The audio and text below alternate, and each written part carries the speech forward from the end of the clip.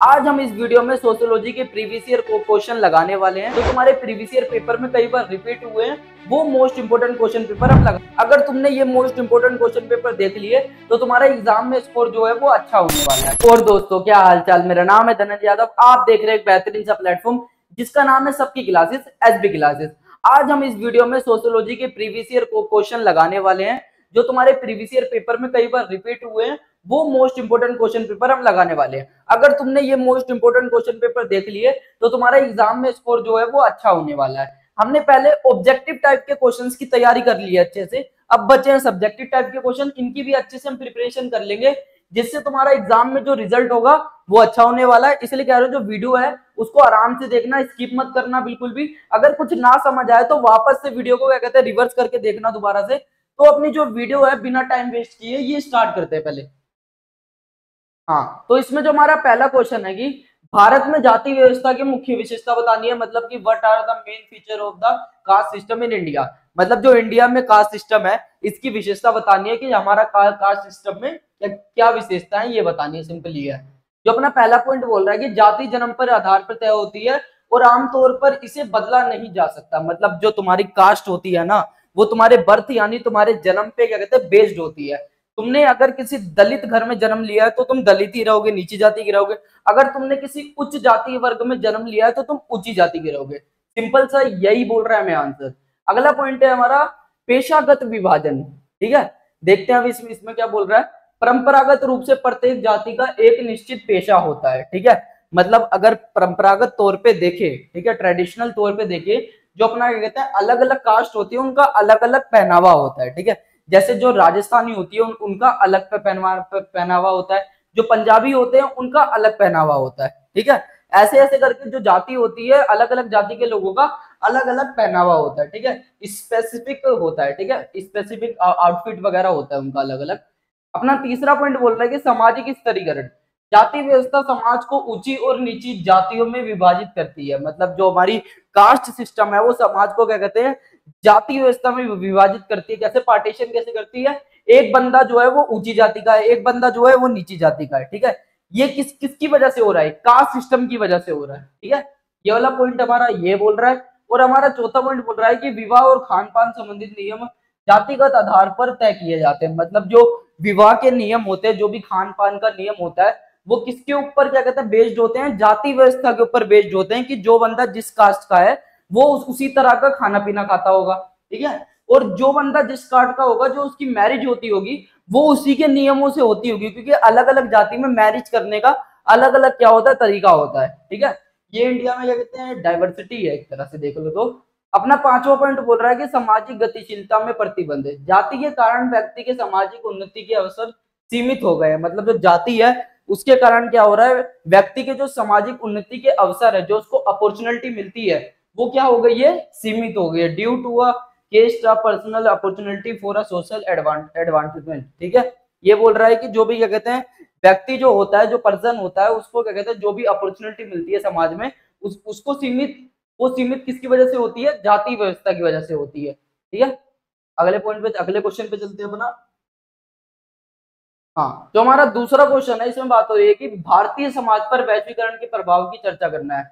मतलब जो हमारा इंडियन सोसाइटी है या इंडियन सोसाइटी जो हमारी है वो उसको ग्लोबलाइजेशन ने कैसे प्रभावित किया है, उसका क्या इम्पैक्ट पड़ा है। ठीक है, इंडियन सोसाइटी पे ग्लोबलाइजेशन का क्या इम्पैक्ट पड़ा है, सिंपली ये क्वेश्चन है। Discuss the impact of globalisation on India society. ठीक है, आंसर है हमारा क्या कहते हैं इसके दो है, एक दो पॉइंट है पॉजिटिव वे में, नेगेटिव वे में है। ठीक है, इसके इम्पैक्ट दो तरह के हैं, एक तो पॉजिटिव इम्पैक्ट है, एक है नेगेटिव इम्पैक्ट। ठीक है, जो हमारा पहला पॉइंट बोल रहा है कि आर्थिक विकास, विदेशी निवेश और व्यापार में वृद्धि से रोजगार के अवसर बढ़े हैं। ठीक है, जो हमारा विदेशी निवेश हुआ है, ज्यादा से ज्यादा मल्टीनेशनल कंपनियां यहाँ पे आके अपनी कंपनियां लगा रही है, इससे क्या हो रहा है विदेशी निवेश हो रहा है और व्यापार में भी क्या हो रही है वृद्धि हो रही है। जो भी हमारे यहाँ के लोग हैं उनको क्या मिल रहा है, एम्प्लॉयमेंट मिल रहा है, मतलब कि रोजगार मिल रहा है। सिंपली यही है।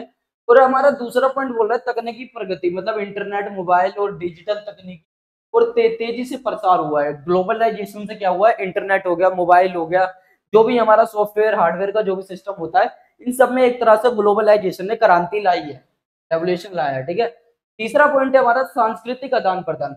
भारतीय संस्कृति का वैश्विक स्तर पर प्रचार हुआ और विदेशी संस्कृति का भी प्रभाव पड़ा है। मतलब जो हमारी भारतीय संस्कृति है, इंडिया का जो कल्चर है, उसका क्या कहते हैं वैश्विक रूप से भी क्या हुआ है, उसका प्रभाव पड़ा है किस पे, वर्ल्ड पे। एक तरह से समझ लो कि जो हमारी जो संस्कृति है उसको क्या कहते हैं एक तरह से फैलने का मौका मिला है, किसकी वजह से, ग्लोबलाइजेशन की वजह से। हमारी जो संस्कृति है आजकल तुम देख रहे होगी कई सारे जो क्या कहते हैं लोग हैं फॉरेन जो है यहाँ फॉरेन कंट्री के जो भी लोग हैं यहाँ पे आके घूम रहे, टेम्पल वगैरह देख रहे हैं हमारा, ये किसकी वजह से हो रहा है, ग्लोबलाइजेशन की वजह से हो रहा है। वो हमारे क्या कहते हैं वस्त्र वगैरह पहन रहे हैं, कपड़े पहन रहे हैं, किसकी वजह से हो रहा है, ग्लोबलाइजेशन की वजह से हो रहा है। हमारी क्या कहते हैं जो भी इंडियन कल्चर है इसका क्या कहते हैं प्रसार हो रहा है। अगला पॉइंट है हमारा नकारात्मक प्रभाव, नेगेटिव पॉइंट है हमारे ये सांस्कृतिक पारंपरिक भारतीय मूल्यों और रीति रिवाजों पर पश्चिमी संस्कृति का प्रभाव पड़ा है। मतलब कि जो हमारी भारतीय मूल्य हैं, ठीक है, उनके ऊपर क्या कहते हैं पश्चिमी संस्कृति का प्रभाव पड़ा है। जो हमारा वेस्टर्न कल्चर है उसका प्रभाव पड़ा है। देखो जो पहले हम कपड़े पहनते थे, धोती कुर्ता, सीधा सा घाघरा चोली लड़कियों का होता होगा, सूट सलवार जो भी होता होगा, पर लेकिन आज के समय में जब से क्या कहते हैं भारत ने एलपीजी की नीति अपनाई 1991 में, उसके बाद से क्या कहते हैं लोगों ने पश्चिमी सभ्यता के जो भी वस्त्र थे उनको अपनाना शुरू कर दिया सबसे ज्यादा लेवल पे, ठीक है। पहले कम कम होता था, पर लेकिन जब भारत ने एलपीजी की नीति अपनाई उसके बाद से क्या कहते हैं जो भी वेस्टर्न कल्चर के जो भी कपड़े वगैरह होते हैं वो लोग ज्यादातर पहनने लगे, जैसे मैंने भी पहने, ज्यादातर लोग यही पहनते हैं, ठीक है। तो इससे क्या कहता है जो हमारी संस्कृति है उसको एक तरह से हानि पहुंची है। अगला पॉइंट है हमारा आर्थिक असमानता, मतलब अमीर और गरीब के बीच खाई बढ़ी है जिससे सामाजिक असंतुलन हो गया है, ठीक है। मतलब जो क्या हुआ है अमीर हो गया, गरीब और गरीब हो गया है। सिंपली ये देखने को मिल रहा है जो ग्लोबलाइजेशन है इससे फायदा गरीब को नहीं हो रहा है, अमीर को हो रहा है, जिससे क्या कहते हैं गरीब और अमीर के बीच में एक बहुत बड़ा सामाजिक असंतुलन हो गया है, ठीक है। अगला पॉइंट है हमारा स्थानीय उद्योगों पर प्रभाव। बड़े बहुराष्ट्रीय कंपनियां जो भी मल्टीनेशनल कंपनी है, ठीक है, जो भी तुम्हारी मल्टीनेशनल कंपनी है उनके आगमन से छोटे व्यवसायों को नुकसान पहुंचा है। मतलब जब एक मल्टीनेशनल कंपनी जो भी लगती है किसी भी विकासशील देश में, तो उस जगह पे जितने भी लोकल इंडस्ट्रीज होती हैं, जो भी छोटे मोटे उद्योग होते हैं, उनका एक तरह से क्या कहते हैं हास हो जाता है या वो खत्म हो जाते हैं, ठीक है। ये वाला क्वेश्चन हमारा हो गया, इजी था। थर्ड क्वेश्चन है हमारा भारतीय संदर्भ में क्या कहते हैं धर्मनिरपेक्ष की अवधारणा को समझिए। मतलब एक्सप्लेन द कॉन्सेप्ट और सर्कुलरिज्म इन द इंडिया, ठीक है। मतलब ये जो कॉन्सेप्ट दे रखा है हमें धर्मनिरपेक्षता का, इसको क्या कहते हैं एक्सप्लेन करना है, ठीक है। इसको एक्सप्लेन करना है किसमें, इंडिया के फेवर में। जो हमारा क्या कहते हैं क्वेश्चन है भारतीय संदर्भ में धर्मनिरपेक्षता की अवधारणा को समझाइए, ठीक है। भारत में क्या कहते हैं जो धर्मनिरपेक्षता की अवधारणा, जो हमारा सर्कुलरिज्म है, इसका क्या कहते हैं मतलब क्या है ये बताना है भारत के संदर्भ में, किसके रिलेशन में, इंडिया के रिलेशन में, ये बताना है। पहला पॉइंट हमें बोल रहा है कि सभी धर्मों के प्रति समान दृष्टिकोण। मतलब भारत में क्या है, जितने भी धर्म है, जितने भी रिलीजन है, सबको क्या कहते हैं समान दिया जाता है, ठीक है। सबको समान अवसर दिए जाते हैं। जैसे कि मान के चलो एक तरह से एग्जाम्पल ले लो, ईद पे भी छुट्टी होती है, दिवाली पे भी छुट्टी होती है। ये एक तरह से क्या कहते हैं भारत सभी धर्मों को क्या दे रहा है, समानता दे रहा है, ठीक है। कोई भी बीच में विविधता वगैरह नहीं हो रही। अगला पॉइंट है हमारा व्यक्तिगत धार्मिक स्वतंत्रता। मतलब जो क्या कहते हैं हर एक बंदे को अपने धर्म का प्रचार प्रसार करने की क्या है अनुमति है, उसे कोई नहीं रोक सकता उसके धर्म को मानने से या पूजा करने से, कुछ भी करने से उसको कोई नहीं रोक सकता। ये हमारे संविधान में भी है, ठीक है। ये है व्यक्तिगत धार्मिक स्वतंत्रता का, ठीक है। तीसरा पॉइंट है हमारा राज्य और धर्म का अलगाव, ठीक है। राज्य और धर्म का अलगाव देखते हैं। राज्य और धर्म का अलगाव ये होता है कि जो अपना राज्य होता है, जो हमारी गवर्नमेंट है, वो हमारे रिलीजन में इंटरफेयर नहीं कर सकती, क्योंकि क्या कहते हैं जब क्या कहते हैं गवर्नमेंट रिलीजन में इंटरफेयर करती है ना, तो एक वो मुद्दा बहुत बड़ा बन जाता है, ठीक है। इसी वजह से जो क्या कहते हैं राज्य का धर्म से क्या है अलगाव है, सिंपल सा यही था। वो धार्मिक सहिष्णुता, ठीक है।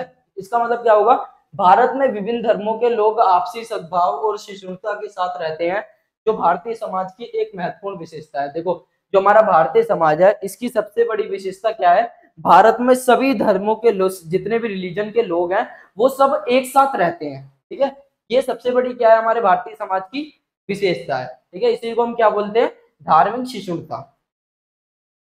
अगला क्वेश्चन देखते हैं, चौथा क्वेश्चन है हमारा भारत में आदिवासी समुदायों के सामने क्या चुनौतियां आई है, what are the challenges faced by tribal communities in India, ठीक है।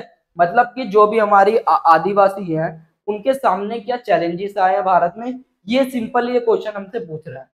पॉइंट है पहला, शिक्षा की कमी। ठीक है, जो अपने क्या कहते हैं आदिवासी होते हैं, जनजाति जो भी, जिनको आदिवासियों को भारत में जनजातियों के नाम से भी जाना जाता है, तो अपना क्या कहते हैं जो भी आदिवासी लोग होते हैं ये रहते कहाँ हैं, ये फॉरेस्ट एरिया में रहते हैं। वो फॉरेस्ट एरिया में रहते हैं तो क्या उन्हें शिक्षा मिल पाएगी वहां तक? क्या गवर्नमेंट जो हमारी जंगल तक शिक्षा पहुंचा पाएगी? नहीं पहुंचा पाएगी। इसी वजह से क्या कहते हैं वो शिक्षा से विलुप्त रहते हैं। आदिवासी क्षेत्रों में गुणवत्ता और शिक्षा की पहुंच सीमित होती है, मतलब कि जो भी होता है शिक्षा की पहुंच क्या होती है, सीमित होती है, कोई स्कूल वगैरह का कोई रोल नहीं होता उधर। और दूसरा पॉइंट है हमारा आर्थिक पिछड़ापन। ठीक है, इकोनॉमिकली बैकवर्ड। अधिकांश आदिवासी कृषि, जंगलों और पारंपरिक आजीविका पर निर्भर है। ठीक है, जो ज्यादातर आदिवासी है वो किसके ऊपर निर्भर है?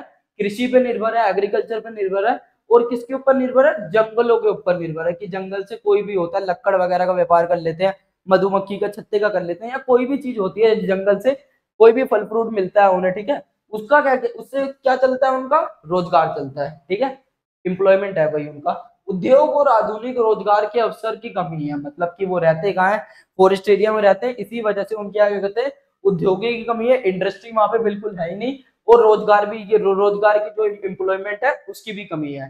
गरीबी और आर्थिक असमानता अधिक है, मतलब कि वो जो आदिवासी है वो गरीब है और क्या कहते हैं आर्थिक रूप से पिछड़े हुए हैं। इस चीज की क्या असमानता है, क्योंकि उनके कंपैरिजन में अगर उन लोगों को कंपेयर करो जो क्या कहते हैं शहर में रहते हैं, तो क्या कहते हैं एक तरह से तुम नोटिस कर सकते हो कि उन दोनों के बीच में एक बहुत बड़ा गैप है, बिग डिफरेंस है गरीबी और असमानता का। ठीक है, अगला पॉइंट है हमारा विस्थापन और भूमि अधिकार, displacement and land rights issue. ठीक है, इसका मतलब यही होता है कि जब भी कोई परियोजना, कोई भी प्रोजेक्ट वगैरह होता है, कोई भी खनन कार्य होता है, माइनिंग वगैरह का प्रोसेस जो भी होता है, ये कहाँ होता है? फॉरेस्ट एरिया, जंगलों में होता है, जहाँ पे आदिवासी रहते हैं। ठीक है, अब जब वहां पे वो काम होगा, ठीक है, जब वहां पे कोई इंडस्ट्री लगेगी, हम अपने आप को डेवलप करने के लिए उद्योग ज्यादा से ज्यादा इंडस्ट्रियां लगा रहे हैं, तो कहाँ लगाते हैं हम ज्यादा से ज्यादा? जंगलों में लगाते हैं। जब हम जंगलों को काटते हैं तो वहां से जो भी आदिवासी हैं, जो भी वहां की लोकल कम्युनिटीज हैं, वो कहाँ पे जाएगी? उनका क्या हो जाता है? डिस्प्लेसमेंट हो जाता है सिंपली। तीसरा पॉइंट हमारा ये हो जाएगा। पांचवा क्वेश्चन है अब हमारा, भारतीय समाज में महिलाओं की भूमिका कैसे बदली है? How has the role of the women changed in India society over the years? ठीक है, मतलब भारतीय समाज है, इसमें महिलाओं की भूमिका कैसे बदली है, सिंपली यही पूछ रहा है क्वेश्चन हमारा आज के समय में। शिक्षा और जागरूकता में वृद्धि, increase in education and awareness. ठीक है, देखो आज के समय में क्या है, जो महिलाएं हैं वो पहले के कंपैरिजन में काफी ज्यादा क्या कहते हैं शिक्षित है, उनके पास एम्प्लॉयमेंट के भी अवसर है, काफी कुछ है। पहले के कंपैरिजन में अगर तुम देखो तो आजकल महिलाओं के पास, आज के समय में महिलाओं के पास जो भी वुमेन्स है उन पास काफी ज्यादा राइट्स भी है। ठीक है, तो एक तरह से समझ लो उनकी एक तरह से क्या कहते हैं काफी चेंजेस हुए हैं, पॉजिटिव वे में हुए हैं, ना कि नेगेटिव वे में हुए हैं। अब बाकी जो आंसर है उसके अकॉर्डिंग देखते हैं। पहले की तुलना में अधिक महिलाएं शिक्षा प्राप्त कर रही है, मतलब पहले के कंपैरिजन में। ठीक है, 19 से 20 में आए हैं जब हम, तो क्या कहते हैं उसके कंपैरिजन में क्या कहते हैं महिलाएं शिक्षा प्राप्त कर रही है सबसे ज्यादा पहले के कंपैरिजन में। सरकारी योजनाएं जैसे बेटी बचाओ और बेटी पढ़ाओ अभियान ने महिलाओं की शिक्षा को बढ़ावा दे रहे हैं। मतलब जो भी अभियान चल रहे हैं, ये कौन से बेटी बचाओ और बेटी पढ़ाओ वाले, इन्होंने क्या कहते हैं महिलाओं की शिक्षा को बढ़ावा दिया है, कि जो भी महिलाएं हैं इनको सबसे ज्यादा क्या कहते हैं शिक्षित होना चाहिए, एजुकेटेड होना चाहिए। ठीक है, अगला पॉइंट है हमारा आर्थिक स्वतंत्रता और रोजगार। ठीक है, पहले के कंपैरिजन में अगर आज तुम देखो तो महिला को काफी ज्यादा क्या है आर्थिक स्वतंत्रता भी है, और क्या कहते हैं एम्प्लॉयमेंट भी मिल रहा है उन्हें। अगर महिला एजुकेटेड है, एजुकेशन के मामले भी आजकल क्या कहते हैं जो भी वुमेन्स है वो अच्छा काम कर रही है। ठीक है, तो उनको कहते हैं एम्प्लॉयमेंट भी मिल रहा है और आर्थिक स्वतंत्रता भी है। ठीक है, अब आप पॉइंट पढ़ते हैं, इसका एक्सप्लेनेशन क्या है। महिलाएं अब विभिन्न क्षेत्रों में कॉर्पोरेट, विज्ञान, राजनीति, खेल और उद्यमिता अग्रणी भूमि निभा रही है। स्टार्टअप और स्वरोजगार को अवसर बढ़ाने में महिलाएं आत्मनिर्भर बन चुकी हैं। ठीक है, जो महिलाएं हैं वो अपना स्टार्टअप कोई भी क्या कहते हैं काम खोल सकती हैं। ठीक है, इसके लिए महिलाएं क्या हो गई हैं पूरी तरह से सक्षम हो चुकी हैं, आत्मनिर्भर हो चुकी हैं। ठीक है, पुरुषों के कंपैरिजन में एक तरह से देखिए। सामाजिक और पारिवारिक भूमिका में बदलाव, change in social and family rules. ठीक है, सामाजिक और पारिवारिक भूमिका में बदलाव है ये वाला क्वेश्चन। महिलाएं अब घर और किराए किराए करियर दोनों पर संतुलित कर रही हैं। परंपरागत सोच में बदलाव आया है और अब पुरुष भी घरेलू जिम्मेदारियां में सहयोग कर रहे हैं। मतलब सिंपली ये कह रहा है कि जब मैरिज होने के बाद, शादी होने के बाद भी महिलाएं जो है वो अपना क्या कहते हैं कोई भी बिजनेस कर रही है, ठीक है, कहीं पे भी कोई भी काम कर रही है, रोजगार कहीं भी काम कर रही है, तो उनको क्या कहते हैं अपने जो भी क्या कहते हैं उनका हस्बैंड हो गया, एज अ फैमिली भी ले लो, तो उनको क्या कहते हैं उनके फैमिली वाले भी जो भी लोग हैं वो भी सपोर्ट कर रहे हैं कि वो काम कर रही है, तो वो भी अपना घरेलू जो भी काम होता है घर का छोटा मोटा वो काम कर रहे हैं, ठीक है। इसका सहयोग मिल रहा है किसको? महिलाओं को मिल रहा है। अगले क्वेश्चन में जाते हैं हम। छठा क्वेश्चन है हमारा, भारतीय समाज और औपनिवेशिकता के प्रभाव की चर्चा करें। हम जो भारतीय समाज है इसमें औपनिवेशिकता, जब भारत गुलाम था उसके प्रभाव, उसका क्या इम्पैक्ट पड़ा है, इसकी चर्चा करनी है, ठीक है। पहला जो पॉइंट है हमारा, सामाजिक संरचना में परिवर्तन, चेंजेस इन सोशल स्ट्रक्चर, ठीक है। इसका जो एक्सप्लेनेशन है पढ़ते हैं, जाति व्यवस्था को औपनिवेशिक नीतियों के कारण और अधिक कठोर बना दिया गया है। मतलब कि जो हमारा कास्ट सिस्टम है इसको औपनिवेशिकता के कारण क्या हुआ है, तो और अधिक कठोर बना दिया गया था, क्योंकि जो अंग्रेज थे उन्होंने हमसे क्या कहते हैं पहले हमको गुलाम बनाने से पहले हमारे कास्ट सिस्टम को समझा, फिर उन्होंने क्या कहते हैं कास्ट सिस्टम को समझने के बाद हमको गुलाम बनाया है, ठीक है। इसी वजह से उन्होंने जाति व्यवस्था को क्या बना दिया था, कठोर बना दिया था। अगला जो हमारी एक्सप्लेनेशन है, पारंपरिक सामाजिक संस्थाएं कमजोर हुई और ब्रिटिश शासन के तहत नए वर्ग का उदय हुआ, जैसे कि नौकरशाही वर्ग, ठीक है। जो अपने क्या कहते हैं पुरानी जो सामाजिक संस्थाएं थी वो क्या हुई, वीक हुई, और फिर एक नए वर्ग का उदय हुआ, कौन सा? नौकरशाही, ठीक है। नौकरशाही वर्ग का मतलब है कि एजुकेशन आई, ठीक है। जो एजुकेशन इंडिया में आज चल रही है वो किसकी है? ब्रिटेन की है, ठीक है। ये जो सिस्टम, एजुकेशन सिस्टम आया है इंडिया में, ये किसकी वजह से आया था? पहले कौन लेके आया था? सबसे पहले जो भी ब्रिटिश है वो लेके आए थे, और उसी से किसका जन्म होता है? नौकरशाही वर्ग का, ठीक है। जो भी क्या कहते हैं जो भी एम्प्लॉइज होते हैं नौकरशाही वर्ग के लोग होते हैं उनका जन्म होता है, ठीक है। अगला पॉइंट है हमारा, शिक्षा प्रणाली में बदलाव, चेंजेस इन एजुकेशन सिस्टम, ठीक है। अंग्रेजों ने पारंपरिक गुरुकुल प्रणाली को समाप्त करके मैकाले शिक्षा नीति का लगा दी, ठीक है। मतलब कि जो अंग्रेज थे पहले, तो हमारे जो भी समय था, जो भी मध्यकाल का जो भी समय चल रहा था, ठीक है, जो मिडाइवल इंडिया था, उसमें क्या कहते हैं गुरुकुल शिक्षा वगैरह ये सब कुछ चल रही थी, ठीक है।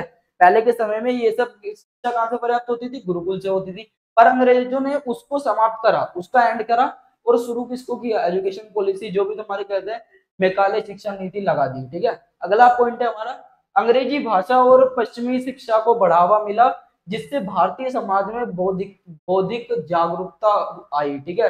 जो क्या कहते हैं अंग्रेजी भाषा और पश्चिमी शिक्षा को क्या मिला? बढ़ावा मिला, जिससे भारतीय समाज में बौद्धिक जागरूकता आई, ठीक है। अगला पॉइंट है हमारा, हालांकि यह शिक्षा प्रणाली भारतीय मूल्यों से दूर थी और केवल प्रशासनिक नौकरियों तक ही सीमित। जो हमारी ये जो शिक्षा प्रणाली जो अंग्रेज लेके आए थे, ठीक है, ये क्या कहते हैं भारतीय मूल्यों से दूर थी और केवल प्रशासनिक नौकरियों तक ही सीमित थी, ठीक है। जो भी नौकरी होती है, एम्प्लॉयमेंट जो भी होता है वो कहाँ तक सीमित थी?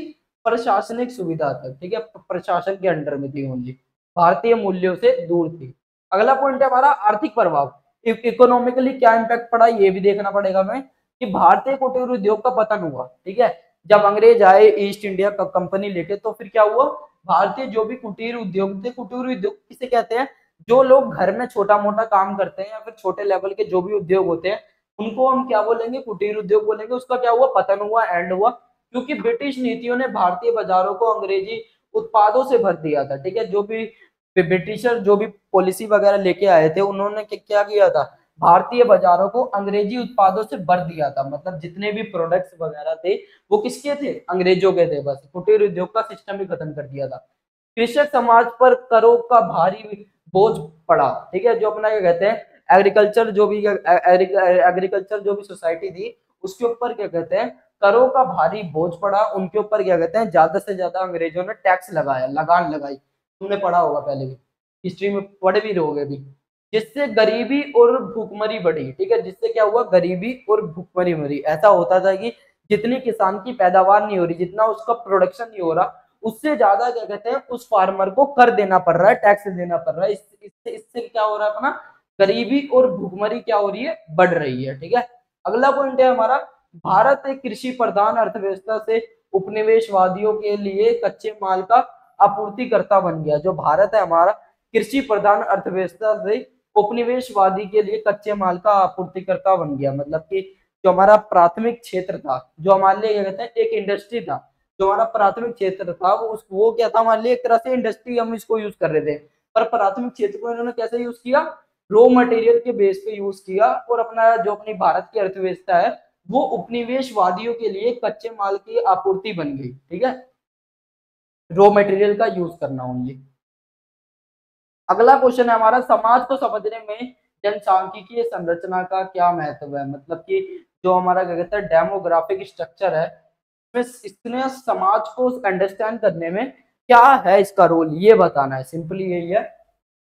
पहला है हमारा जनसंख्या वृद्धि और संसाधन प्रबंधन, मतलब population growth and resource management, ये बताना है सिंपली।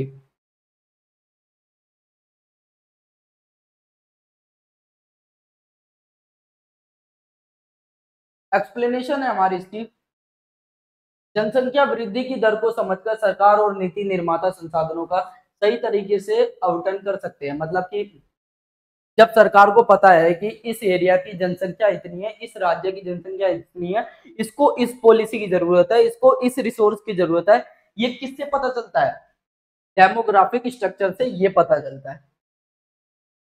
जल, खाद्य और ऊर्जा जैसे संसाधनों की मांग संतुलित करने में मदद मिलती है। मतलब जो भी रिसोर्स होते हैं, ठीक है, जब हमें पता चलेगा कि इस एरिया की इतनी पॉपुलेशन है, ठीक है, तो हम क्या लगा पाएंगे अपना संतुलन, की जो भी हमारा जल हो गया, खाद हो गया, ऊर्जा हो गया, उसका डिस्ट्रीब्यूशन कैसे करना है, उसे डिस्ट्रीब्यूट कैसे करना है उस एरिया में, ये किससे पता चलेगा हमें, डेमोग्राफिक स्ट्रक्चर से पता चलेगा। दूसरा पॉइंट है हमारा आयु आयु संरचना और कार्यबल। ठीक है, एज स्ट्रक्चर एंड वर्कफोर्स, किसी देश की जनसंख्या में युवा और बुजुर्गों की संख्या यह तय करती है कि कार्यबल कितना मजबूत है, और युवा जनसंख्या अधिक होना आर्थिक विकास के लिए अच्छा संकेत होता है, जिसे जनसांख्यिकी लाभांश कहा जाता है। ठीक है, मतलब ये जो हमारा डेमोग्राफिक स्ट्रक्चर है, इससे ये पता चल जाता है जो हमारा देश है इसके अंदर युवा की कितनी जनसंख्या, जो भी बुजुर्ग वर्ग के लोग हैं उनकी कितनी जनसंख्या। अगर युवा वर्ग के लोगों की जनसंख्या ज्यादा है तो उसको हम क्या बोलेंगे, जनसांख्यिकीय लाभांश बोलेंगे। क्या बोलेंगे, जनसांख्यिकीय लाभांश बोलेंगे।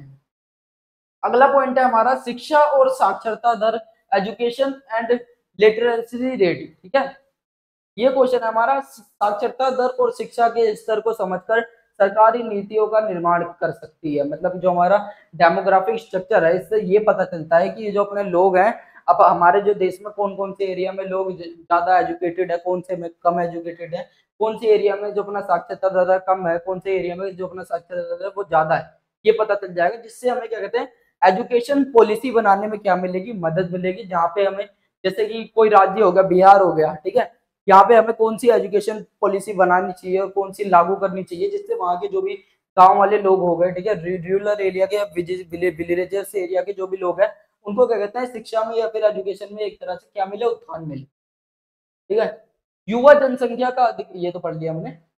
शिक्षित समाज अधिक उत्पादक और नवाचार में सक्षम होता है। जो अपना शिक्षित समाज होता है ये अधिक उत्पादक और नवाचार में क्या होता है, सक्षम होता है।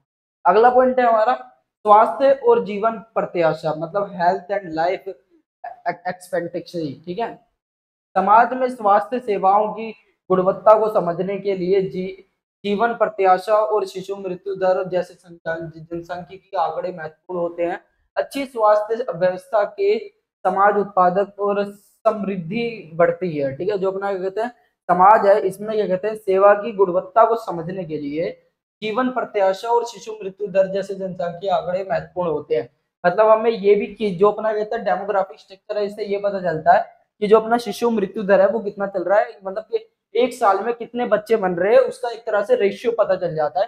जिससे क्या कहते हैं अच्छी स्वास्थ्य व्यवस्था से समाज को उत्पादकता और समृद्धि बढ़ती है। कि वो बच्चे मर रहे हैं, क्या वो साफ पानी ना मिलने की वजह से मर रहे हैं, क्या वो जो भी हॉस्पिटल वगैरह होते हैं उनमें अच्छी खासी फैसिलिटीज है या नहीं, सेवा है या नहीं, उसकी वजह से मर रहे हैं। तो इसकी वजह से जब ये पता चलेगा, किससे, डेमोग्राफिक स्ट्रक्चर से पता चलेगा। जो अपनी गवर्नमेंट है वो किसके ऊपर काम करेगी, जो भी मतलब कहते हैं स्वास्थ्य से रिलेटेड जो भी सिस्टम होता है उसको डेवलप करेगी एक तरह से। 8वां क्वेश्चन है हमारा, सामाजिक आंदोलन की अवधारणा और सामाजिक परिवर्तन में उनकी भूमिका को समझाएं।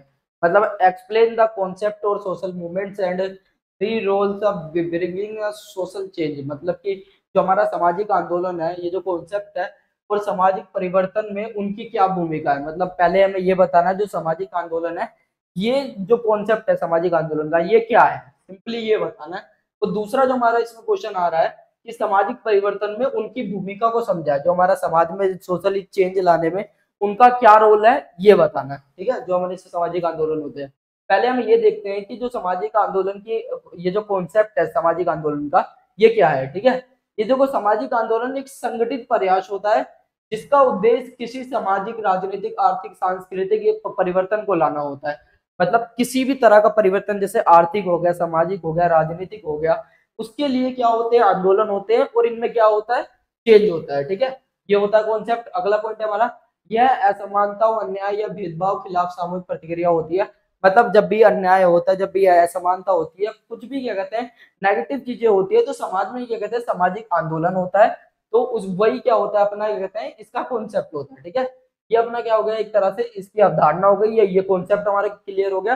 अब ये देखना है कि समाज में आंदोलन कितने प्रकार के होते हैं, टाइप्स ऑफ सोशल मूवमेंट्स ये देखने हैं। सुधारवादी आंदोलन, पहले अपना सुधारवादी आंदोलन, रिफॉर्मेटिव मूवमेंट। ठीक है, समाज में सुधार लाने के लिए कार्य करते हैं, जैसे महिलाएं अधिकार आंदोलन। ठीक है, जो अपना क्या कहते हैं सुधारवादी आंदोलन है, ये किसकी वजह से होता है, इसका पर्पस ये होता है समाज में सुधार लाना। ठीक है, ये होता है समाज में सुधार लाने के लिए होता है। एग्जाम्पल के लिए दे रखा है महिला अधिकार, जो वुमेन्स राइट होता है, उसके लिए जो भी प्रोटेस्ट वगैरह हुए थे। ठीक है, ये एक तरह से एग्जाम्पल है, जो सुधारवादी आंदोलन होता है समाज में सुधार लाने के लिए होता है।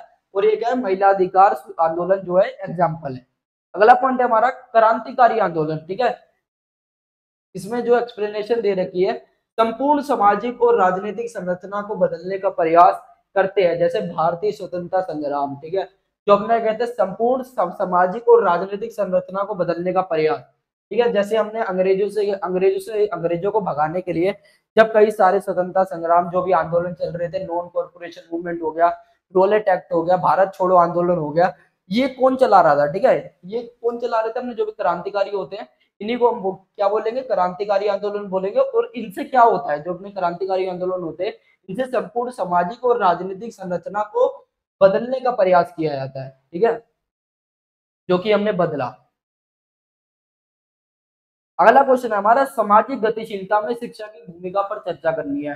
Discuss the role of education in social mobility. ठीक है, पहला पॉइंट है हमारा, क्या कहते हैं, जो अपना क्या कहते हैं अपवर्ड मोबिलिटी का मतलब होता है कि जो अपना कहते हैं जब व्यक्ति या समूह अपनी सामाजिक या आर्थिक स्थिति को सुधारते हैं। मतलब कि जो शिक्षा की क्या भूमिका है सामाजिक गतिशीलता में, जब व्यक्ति या कोई समूह अपनी क्या कहते हैं समाज में अपनी जो भी भूमिका होती है, आर्थिक स्थिति होती है, जो भी होती है उनकी, उसको सुधारते हैं, तो अपना क्या हो जाएगा, वो शिक्षा का रोल आ जाएगा उसमें।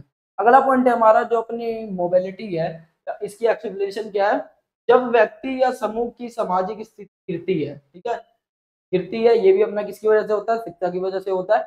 अब जो अपना अगला पॉइंट है, शिक्षा का रोल पूछ रहा है, नेगेटिव वे में भी बातें आएंगी, पॉजिटिव वे में भी बातें आएंगी। जब व्यक्ति शिक्षा से अलग होता है तो उसका समाज में स्तर क्या होता है, पीछे जाता है। जब वो व्यक्ति अनएजुकेटेड होता है, एजुकेटेड होने के बाद उसको कहते हैं एम्प्लॉयमेंट मिलता ही है।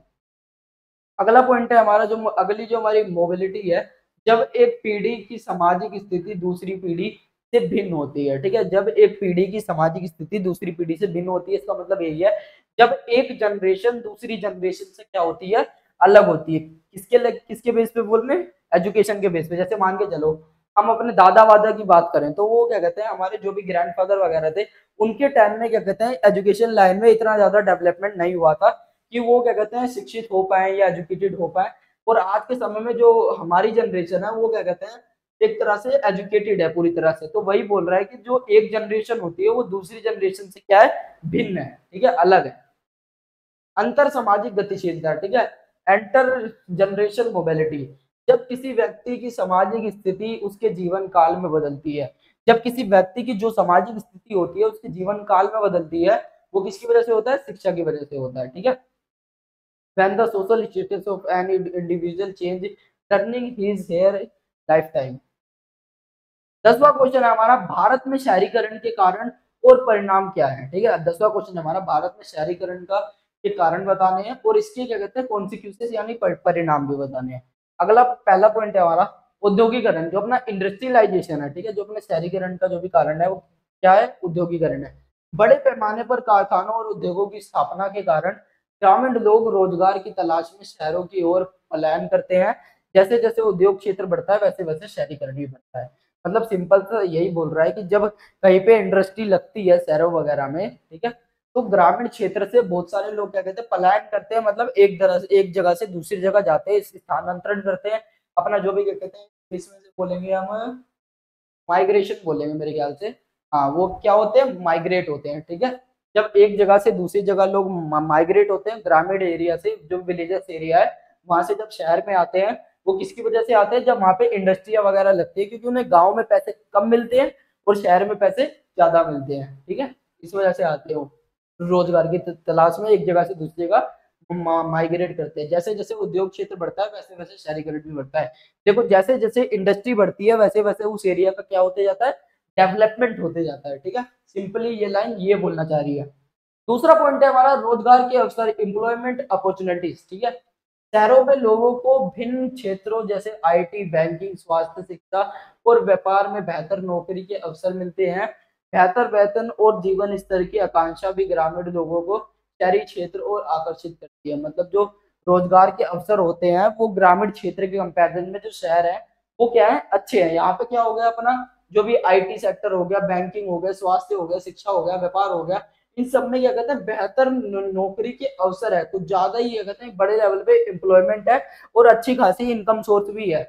इसके कंपैरिजन में जो अपना क्या कहते हैं गांव वाला एरिया उसके कंपैरिजन में बेहतर वेतन, मतलब कि अच्छा खासा पैसा मिलता है और जीवन स्तर की आकांक्षा भी ग्रामीण लोगों की शहरी क्षेत्रों की ओर आकर्षित करती है। मतलब यहाँ पे जो भी फैसिलिटीज होती है वो ग्रामीण लोगों को आकर्षित करती है, किसकी ओर करती है, शहरी क्षेत्रों की ओर करती है। बुनियादी सुविधा, अगला पॉइंट है हमारा बुनियादी सुविधाओं में सुधार, इम्प्रूव्ड इंफ्रास्ट्रक्चर। ठीक है, बुनियादी बुनियादी मतलब कि जो भी बेसिक चीजें होती है उनमें क्या हो रहा है, चेंज हो रहा है, सुधार हो रहा है। शहरों में बेहतर स्वास्थ्य सेवाएं, शिक्षा, परिवहन और संचार की सुविधाएं उपलब्ध होती है। जो अपने शहर होते हैं इनमें क्या होता है, बेहतर क्या कहते हैं ट्रांसपोर्ट होता है, बेटर जो भी क्या कहते हैं हेल्थ फैसिलिटीज होती है, जो भी अपना क्या कहता है स्कूल वगैरह होते हैं, शिक्षा में ये आ जाएगा, जो भी इन सब की क्या होती है पूरी तरह से फैसिलिटीज होती है। इसी वजह से क्या कहते हैं शहर में सबसे ज्यादा लोग आते हैं।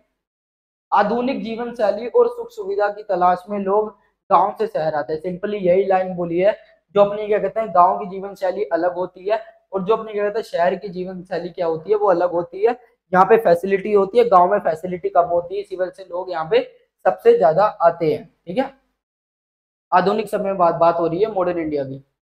कृषि पर निर्भरता की कमी, ठीक है, डिक्लाइन इन एग्रीकल्चर डिपेंडेंस। ठीक है, देखते हैं कृषि में आय की निश्चितता और प्राकृतिक आपदाएं और भूमि की कमी के कारण लोग गैर कृषि क्षेत्रों में रोजगार खोजने लगते हैं। इससे लोग गांव से शहर आते हैं। सिंपली ये बोल रहा है कि हमें जब कृषि में क्या कहते हैं लोगों का कहते हैं रोजगार नहीं चलता है, मानसून असफल हो जाता है, कुछ भी होता है। ठीक है, और वो जो कृषि वाला एरिया, एग्रीकल्चर वाला एरिया, इसमें कभी कभी फसल भी खराब हो जाती है, तो इसी वजह से वहां पे एम्प्लॉयमेंट तो है पर लेकिन वहां पे क्या कहते हैं पैसा नहीं है। ठीक है, वहां पे पैसा नहीं है, इसी वजह से जो क्या कहते हैं गांव से लोग कहाँ आते हैं, शहर में आते हैं और यहाँ पे गैर कृषि क्षेत्रों में रोजगार खोजने लगते हैं। ठीक है, 11वां क्वेश्चन हमारा भारत में सामाजिक परिवर्तन लाने में राज्य की क्या भूमिका है। जो हमारा कहता है भारत में सोशल चेंज लाने में जो अपनी गवर्नमेंट है इसका क्या रोल है, सिंपली ये बताना है। पहला पॉइंट है हमारा संविधान और कानूनी सुधार, मतलब जो अपना कॉन्स्टिट्यूशन है एंड लीगल रिफॉर्म्स है इनमें कुछ सुधार हुआ है। पहला पहला पॉइंट आ जाएगा हमारा एक्सप्लेनेशन का। भारतीय संविधान समानता, स्वतंत्रता और बंधुत्व की गारंटी देता है। जो हमारा इंडियन कॉन्स्टिट्यूशन है वो कहता है समानता की, स्वतंत्रता की, बंधुत्व की क्या क्या देता है, एक तरह से पूरी तरह से गारंटी देता है। अनुच्छेद 14 से अनुच्छेद जो अपना आर्टिकल 14 से 18 के तहत सामाजिक समानता को बढ़ावा दिया गया है। आर्टिकल 14 से 18 में क्या दिया गया, सामाजिक समानता को बढ़ावा दिया गया है।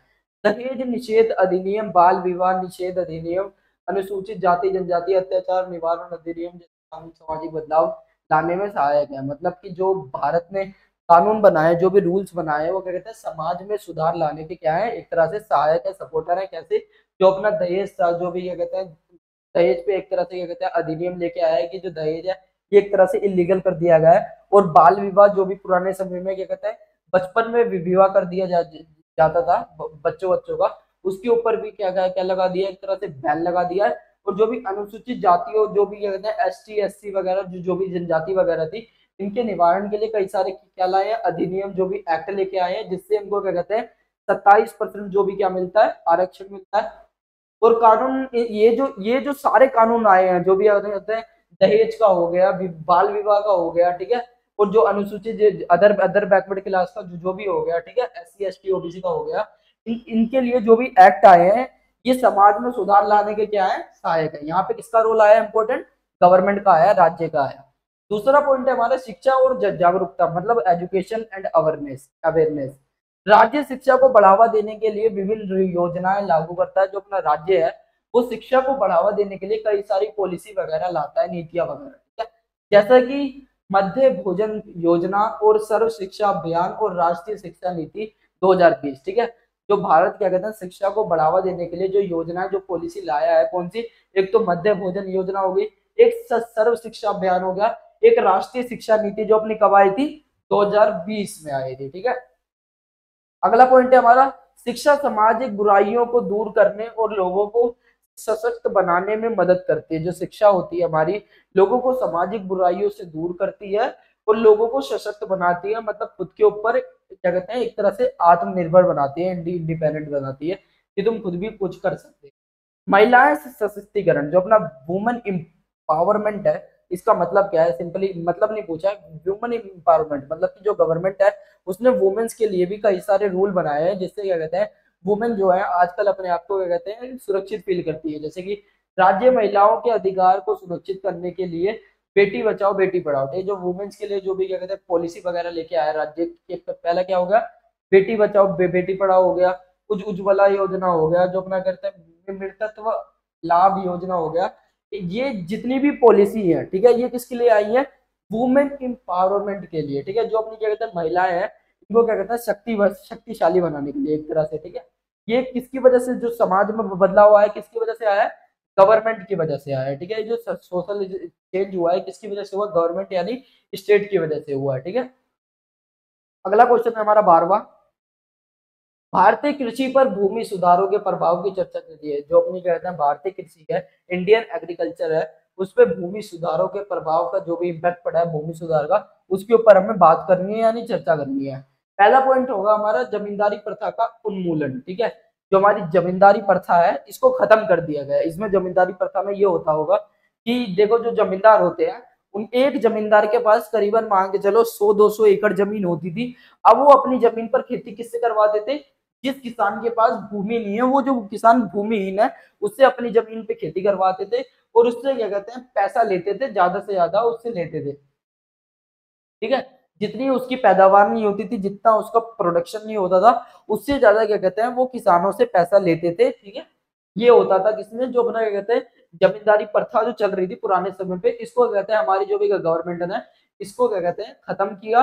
और जो भी क्या कहते हैं उनसे जमीन लेके किसको दी, जो भी भूमिहीन किसान थे जिनके पास खुद का लैंड नहीं था, खुद की जमीन नहीं थी खेती करने के लिए, उनको वो क्या कहते हैं जमीन दे दी गई, ठीक है। ये था जमींदारी प्रथा का उन्मूलन कॉन्सेप्ट। अगला पॉइंट है हमारा भूमि सीमा निर्धारण, ठीक है। जो अपना भूमि सीमा निर्धारण है, लैंड टेलिंग एक्ट है जो अपना, इसकी एक्सप्लेनेशन पढ़ते हैं। एक व्यक्ति या परिवार के पास अधिकतम कितनी कृषि भूमि हो सकती है, इसकी सीमा तय की गई, ठीक है। तो अपना क्या कहते हैं एक व्यक्ति या परिवार के पास कितनी भूमि हो सकती है, इसकी एक सीमा तय की गई, ठीक है। कहीं उस बंदे के पास ज्यादा तो जमीन नहीं है, ठीक है। अगर उसके पास कुछ ज्यादा ही जमीन है, एक बंदा है उसके पास 200-300 एकड़ जमीन है, तो एक तरह से ये कहते हैं जो भी उसके पास एक्स्ट्रा जमीन होगी वो किसको दे दी जाएगी, भूमिहीन किसानों को दे दी जाएगी, ठीक है। इसकी सीमा तय की गई। अगला पॉइंट है हमारा अतिरिक्त भूमि सरकार द्वारा जब्त कर छोटे और भूमिहीन किसानों में वितरित की गई, ठीक है। जो अपना कहते हैं किसी बंदे के पास मान के चलो 100-200 एकड़ जमीन है, तो उसकी जमीन जब्त करी सरकार ने और जो भी भूमिहीन किसान या फिर जो भी छोटे मोटे किसान थे उनको वो जमीन दे दी गई, सिंपली ये बोल रहा है। अगला पॉइंट है हमारा इससे भूमि वितरण में असमानता कम हुई और गरीब किसानों को लाभ मिला। इससे क्या कहते हैं जो अपना कहता है लैंड डिस्ट्रीब्यूशन है इसमें असमानता कम हुई। असमानता कम होने का मतलब है कि पहले क्या होता था, एक बंदे पे 100-200 एकड़ जमीन है, ठीक है, और एक जो किसान है, गरीब किसान जो है, उसके पास 1 एकड़ भी जमीन नहीं है कि वो अपने परिवार का कहते हैं पालन पोषण कर दे। और असमानता खत्म ऐसी हुई कि जो बंदा था जिसके पास 100-200 एकड़ जमीन थी, उससे लेकर किसको दे दी, भूमिहीन किसान को दे दी, ठीक है। ऐसे जो हमारी गवर्नमेंट थी उन्होंने क्या कहते हैं असमानता समाज में कम करी, ठीक है। अब जो हमारा अगला क्वेश्चन है, सतत विकास की अवधारणा और भारत में इसकी प्रासंगिकता को समझाए, ठीक है। मतलब जो हमारा क्या कहते हैं सतत विकास यानी जो हमारा सस्टेनेबल डेवलपमेंट है, ये कॉन्सेप्ट क्या है ये बताना है और भारत में इसकी प्रासंगिकता को समझाना है, ठीक है। देखते हैं अब आंसर इसका। पहला जो हमारा ऑप्शन है, पहला जो हमारा क्या कहते हैं ऑप्शन है, पर्यावरणीय स्थिरता, इन्वायरमेंटल सस्टेनेबिलिटी, ठीक है। प्राकृतिक संसाधनों का विवेकपूर्ण उपयोग जैसे जैव विविधता, पारिस्थितिक तंत्र, जैव विविधता मतलब कि जो हमारी बायोडाइवर्सिटी होती है एंड जो हमारा इकोलॉजिकल सिस्टम होता है, इसकी क्या करनी है, रक्षा करनी है, यानी इसकी क्या करनी है, हमें सिक्योरिटी करनी है। वनों की कटाई, जल प्रदूषण और वायु प्रदूषण मतलब कि जो हमारा डिफोरेस्टेशन है और जो हमारा क्या कहते हैं वाटर पोल्यूशन है, जो एयर पोल्यूशन है, इसको रोकना, यही क्या होगा हमारा सस्टेनेबल डेवलपमेंट। जो भी हम एक तरह से ही समझ लो, जो भी हमारा इन्वायरमेंटल सोर्स है, ठीक है, उसको इन्वायरमेंटल सोर्स नहीं, इन्वायरमेंटल जो भी हमारा रिसोर्स है उसको नुकसान पहुंचाए बिना, ठीक है, हमको डेवलपमेंट करना है। इसी को क्या बोलेंगे हम, सतत विकास यानी सस्टेनेबल डेवलपमेंट बोलेंगे। यही अपना क्या हो जाएगा, कॉन्सेप्ट हो जाएगा, ठीक है। अगला पॉइंट है हमारा आर्थिक विकास यानी कि इकोनॉमिक ग्रोथ, ठीक है। अगला इसमें क्या कहते हैं हमारी जो एक्सप्लेनेशन आएगी, रोजगार के अवसरों का सर्जन। और अगला पॉइंट है नवीकरणीय ऊर्जा स्रोत का उपयोग। अगला पॉइंट है स्वच्छ और हरित तकनीकों का विकास। मतलब कि जो अपना सतत विकास का कॉन्सेप्ट है, इसमें क्या होगा, रोजगार के अवसर बढ़े हैं और नवीकरणीय ऊर्जा के जो सोर्स है इनका यूज किया जाएगा। देखो जो ऊर्जा के सोर्स होते हैं वो दो प्रकार के होते हैं, एक तो होते हैं नवीकरणीय और एक अनवीकरणीय। जो अपने रिन्यूएबल होते हैं, एक होते हैं नॉन रिन्यूएबल होते हैं, ठीक है। इसमें लिखा होगा नॉन रिन्यूएबल एनर्जी सोर्स लिखा होगा इसके अंदर, ठीक है। अब इसमें क्या कर रहे हो, जो अपने क्या कहते हैं नवीकरणीय ऊर्जा स्रोत होते हैं, इनका उपयोग करना चाहिए हमें, क्योंकि जो हमारी क्या कहते हैं विंड एनर्जी होती है, सौर एनर्जी होती है, टाइडल एनर्जी होती है, ये खत्म कम होती है। अगर हम क्या कहते हैं नॉन उसका एनर्जी का यूज करेंगे तो वो हमारे लिए क्या कहते हैं एक तरह से वो पोल्यूशन भी ज्यादा फैलाती है, एक बड़े लेवल पे फैलाती है, ठीक है। इसलिए कह रहे हैं जो नवीकरणीय ऊर्जा स्रोत है इसका यूज करना चाहिए ज्यादा से ज्यादा, क्योंकि इससे क्या कहते हैं पोल्यूशन वोल्यूशन ज्यादा कुछ नहीं होता। क्योंकि जो अपना कहते हैं सोलर पैनल सिस्टम होता है, ठीक है, उसमें सूरज की किरणें पड़ेंगी, अपना क्या कहते हैं एक तरह से एनर्जी जनरेट होगी, ठीक है। एनर्जी से क्या होगा, इलेक्ट्रिसिटी बनेगी। तो उससे क्या बीच में कहीं पोल्यूशन हो रहा है, नहीं हो रहा ना। अगर हम वहीं पे क्या कहते हैं कोयले का यूज करेंगे, तेल का यूज करेंगे, पेट्रोलियम का यूज करेंगे, तो वहां पे क्या होगा, पोल्यूशन होगा, ठीक है, वहां पे थर्मल पावर हो जाएगा। तीसरा पॉइंट है हमारा सामाजिक असमानता, सोशल इक्वेलिटी, ठीक है। जो हमारा क्या कहते हैं सोशल इक्वालिटी जो अपना होगा, सामाजिक असमानता नहीं समानता, गरीब और भूख को कम करना, ठीक है। जो अपना क्या कहते हैं गरीब है, ठीक है, जो भूखे लोग हैं उनको क्या कहते हैं एक तरह से कई सारी उनके लिए पॉलिसी बनाना, ये हो जाएगा। शिक्षा और स्वास्थ्य सेवाओं तक सभी की पहुंच, जो अपने कहते हैं भारत देश की जो भी शिक्षा है, जो भी स्वास्थ्य सेवाएं, हेल्थ हेल्थ जो भी सर्विस है, पॉलिसी है, इन सभी पे क्या कहते हैं सारे लोगों की क्या होनी चाहिए, पहुंच होनी चाहिए। गरीब की भी होनी चाहिए और अमीर की भी होनी चाहिए, ठीक है। अमीर की तो है ही पर लेकिन गरीब की भी अमीर के बराबर शिक्षा और स्वास्थ्य सेवाओं पर क्या होनी चाहिए, पहुंच होनी चाहिए। लैंगिक असमानता और सामाजिक न्याय, मतलब कि जो हमारे क्या कहते हैं सोशल जस्टिस और जो हमारे कहते हैं सामाजिक न्याय जो होता है, सोशल जस्टिस और सामाजिक न्याय एक ही है। तो हमारे क्या कहते हैं ऑल जेंडर जो भी इक्वालिटी होती है, ऑल जेंडर इक्वालिटी और जो हमारा सामाजिक न्याय होता है, इसके ऊपर भी ध्यान देना। ये क्या हो जाएगा हमारा सतत विकास का एक तरह से कॉन्सेप्ट हो जाएगा, ठीक है। किसके संदर्भ में, भारत के संदर्भ में। अगला क्वेश्चन है हमारा 14वां क्वेश्चन है वैश्वीकरण के युग में भारतीय अर्थव्यवस्था के सामने क्या चुनौतियां आई। मतलब जब ग्लोबलाइजेशन स्टार्ट हुआ 1991 के बाद, भारत ने एलपीजी की अपनाई, तो भारत के सामने जो भारत की अर्थव्यवस्था है उसके सामने क्या चुनौती आई, क्या चैलेंजेस आए, ये सिंपली क्वेश्चन पूछ रहा है। अगला जो पॉइंट है हमारा असमान आर्थिक विकास, ठीक है। जो हमारा विकास है, आर्थिक विकास है, वो क्या हो गया, अनइक्वल हो गया। कैसे, एक्सप्लेनेशन पढ़ते हैं। वैश्वीकरण से कुछ क्षेत्रों में आईटी सेवा क्षेत्र को तेजी से लाभ मिला, जबकि कृषि और लघु उद्योगों को सीमित लाभ हुआ। मतलब जो हमारा वैश्वीकरण है, जो हमारा ग्लोबलाइजेशन है, इससे आईटी क्षेत्र मतलब सॉफ्टवेयर, मोबाइल डाटा वगैरह, इन सब में, हार्डवेयर वगैरह में काफी ज्यादा डेवलपमेंट हुआ और लाभ भी मिला। पर लेकिन जो कृषि है और जो छोटे मोटे उद्योग है, इनको लाभ नहीं मिला। ठीक है, ये इनका एक तरह से क्या हुई है, इनकी हानि हुई है। और शहरी और ग्रामीण क्षेत्रों में बीच आर्थिक असमानता हुई। जो अपना शहर होता है और जो भी अपना कहते हैं विलेजेस एरिया होते हैं, इनके बीच में क्या हो गई, अनइक्वालिटी, यानी कि जो भी अपना कहते हैं असमानता हो गई, आर्थिक असमानता। गरीब और बेरोजगार की समस्या अभी भी बनी हुई है। जो अपने कहते हैं गरीबी और बेरोजगारी की समस्या अभी भी बनी हुई है। ये किसकी वजह से हुआ है, ग्लोबलाइजेशन की वजह से हुआ है।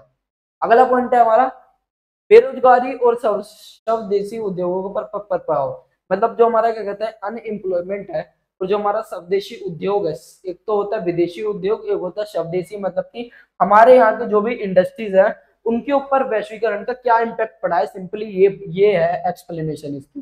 बड़ी संख्या में सस्ते विदेशी उत्पाद भारतीय बाजार में आ गए, जिससे छोटे और क्या कहते हैं मझोले उद्योग जैसे एमएसएमईएस को नुकसान हुआ।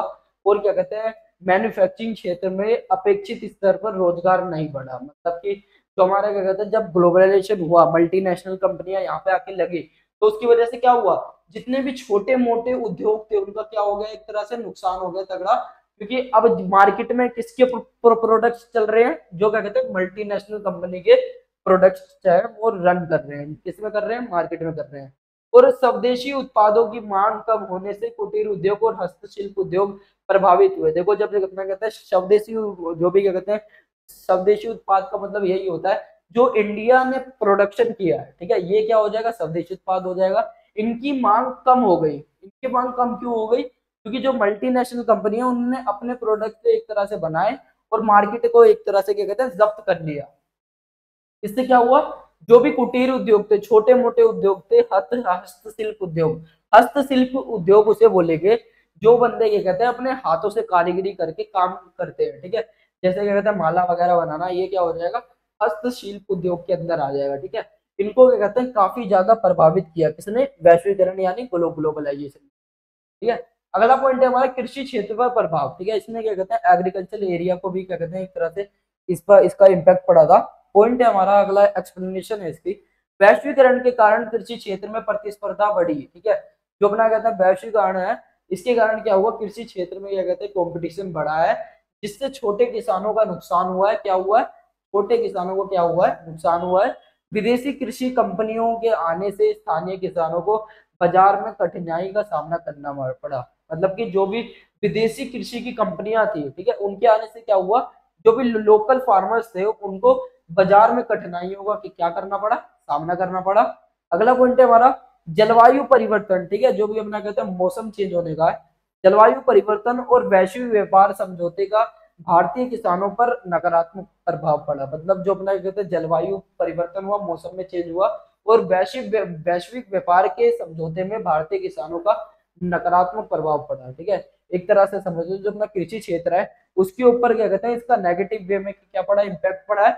जो अपना आईटी क्षेत्र होगा, जो भी सॉफ्टवेयर हार्डवेयर जो भी अपना टेक्नोलॉजिकल डेवलपमेंट है, वो तो अच्छा खासा हुआ है। पर लेकिन जो अपना कहते हैं कृषि क्षेत्र है, ठीक है, इस एग्रीकल्चर एरिया में जो डेवलपमेंट हुआ है वो बिल्कुल ना के बराबर हुआ है, बल्कि नेगेटिव इम्पैक्ट भी पड़ा है। 15वां क्वेश्चन देखते हैं हमारा।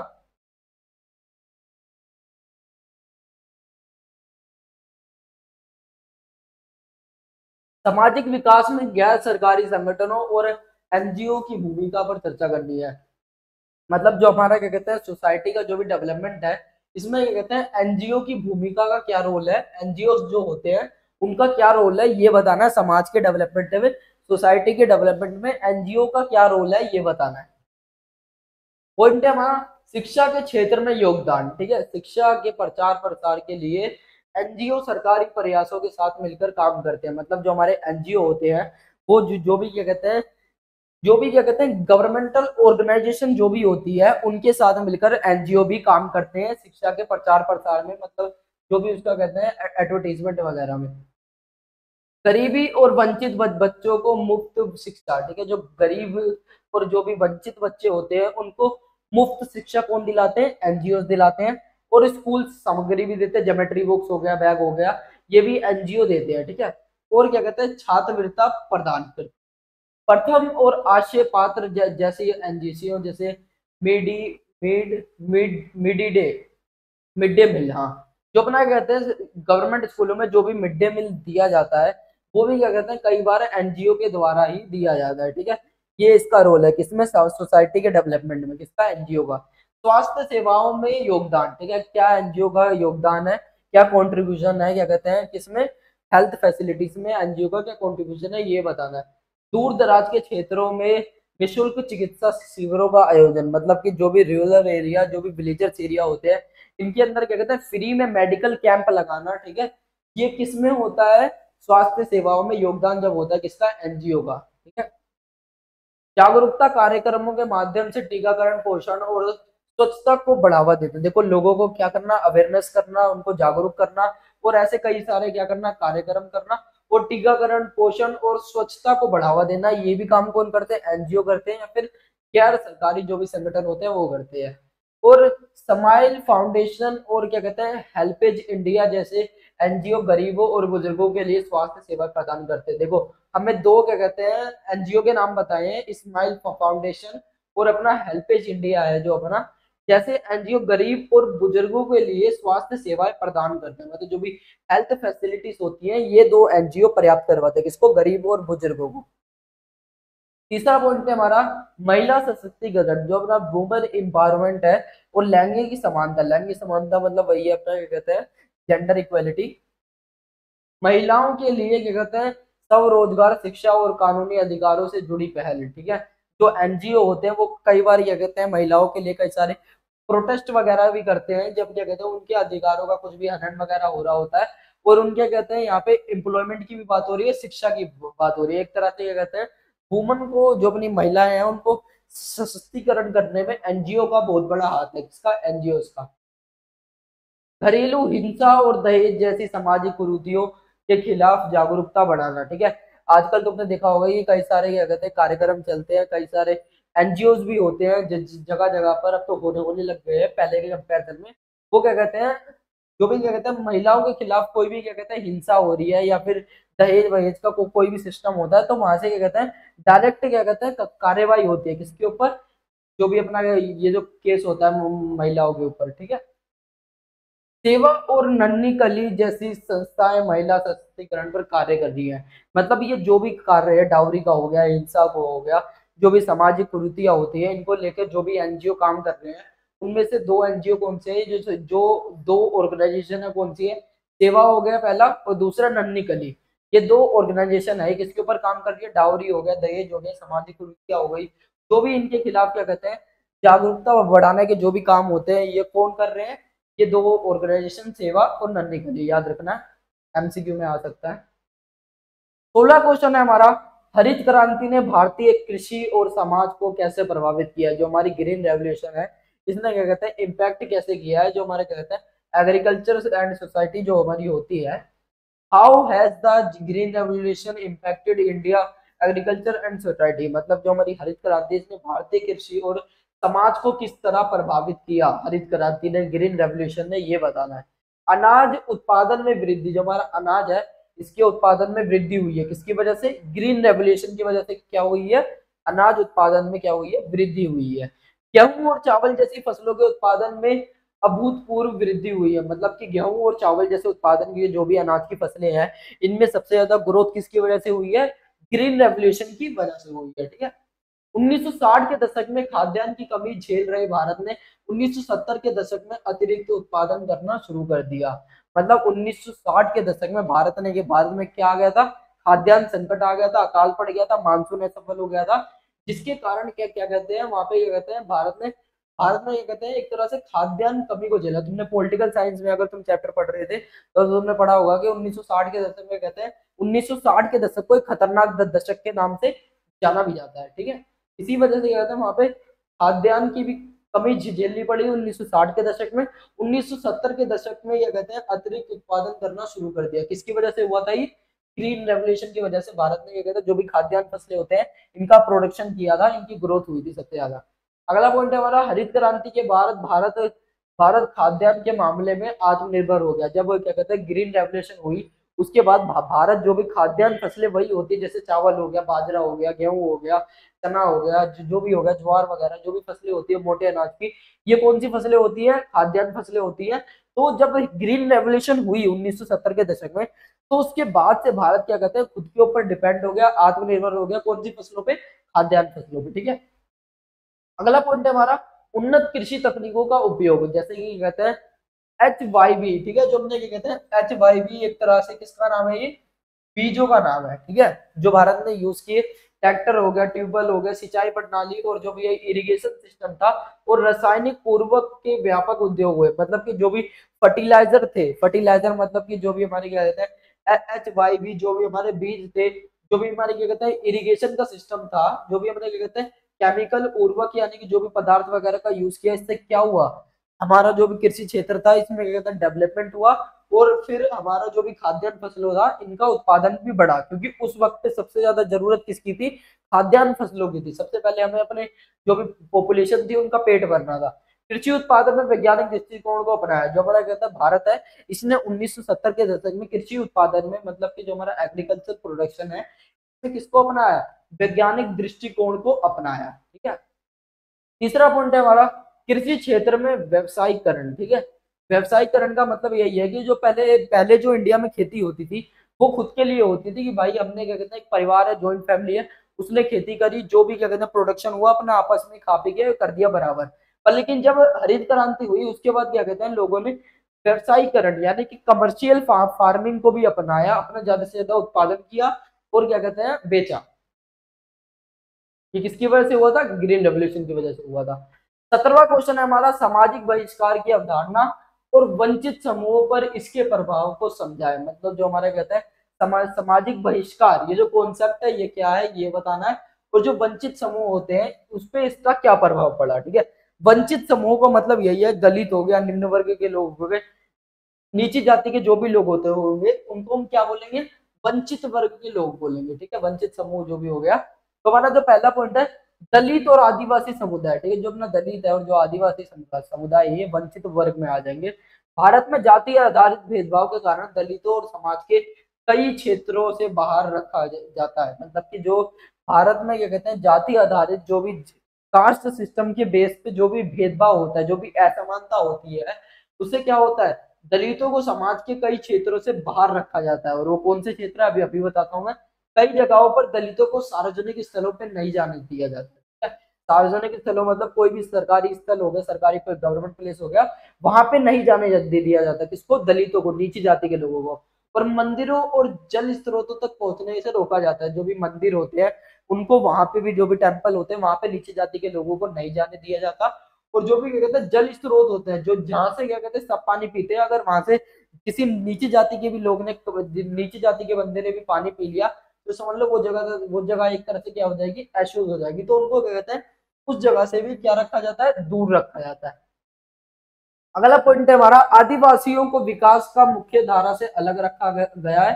जो अपने आदिवासी हैं उनको विकास की मुख्य धारा से क्या रखा गया है? अलग रखा गया है। क्यों? क्योंकि वो सिर्फ जंगलों में रहते हैं। आज के समय में जो क्या कहते हैं भारत में आदिवासी है सिर्फ और सिर्फ 8% है। ठीक है, पहले के कंपेरिजन में। ठीक है, आदिवासी इस वजह से कम हो रहे हैं क्योंकि जो जंगल है, जो भी फॉरेस्ट एरिया है, उनकी कटाई चल रही है, डिफोरेस्टेशन हो रहा है और वही उनका घर है। तो इसी वजह से उनकी जो भी संख्या है वो कम हो रही है। और इसी वजह से उनको क्या कहते हैं आदिवासियों को विकास की मुख्य धारा से भी अलग रखा गया है, जिससे उनकी सामाजिक और आर्थिक स्थिति कमजोर बनी रही है। ठीक है, जिनसे उनकी क्या हुई? सामाजिक और आर्थिक स्थिति क्या हो गई है? कमजोर हो गई है। जब उनको विकास की मुख्य धारा से अलग रखा गया है तो उनको क्या गवर्नमेंट जो भी पॉलिसी बनाती है, जो भी नीतियां बनाती है, क्या उसका वो फायदा उठा पाते होंगे? नहीं उठा पाते। ठीक है, इसी वजह से क्या कहते हैं वो समाज की मुख्य धारा से अलग रखा है।